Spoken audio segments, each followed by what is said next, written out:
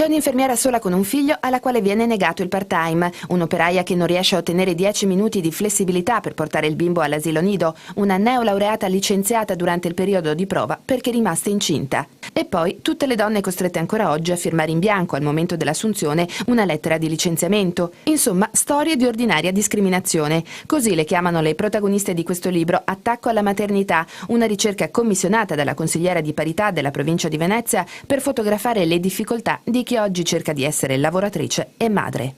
La cosa che è emersa è questa fondamentalmente, che queste giovani donne, perché sono giovani avendo i bambini piccoli eccetera, non vorrebbero a tutti i costi abbandonare il posto di lavoro. Si dice sempre l'abbandono delle donne perché vogliono tornare a casa, non è vero, vorrebbero continuare a lavorare in una maniera umana che gli permetta anche di stare con il loro bambino.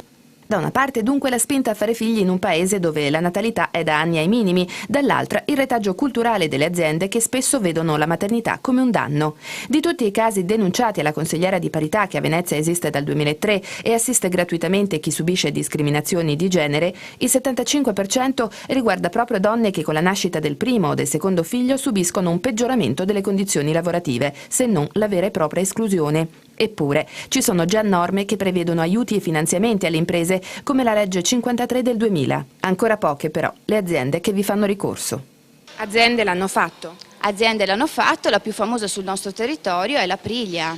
Fra l'altro l'ha fatto in un momento anche di particolare difficoltà, per cui voglio dire è stato anche un aiuto a uscire da un percorso di crisi. Questo lo dico perché forse è anche il momento giusto per provare a sperimentare nuove opportunità. Insomma, cambiare si può, ma la strada per coniugare maternità e lavoro in Italia e anche qui nel Veneto è ancora lunga e difficile.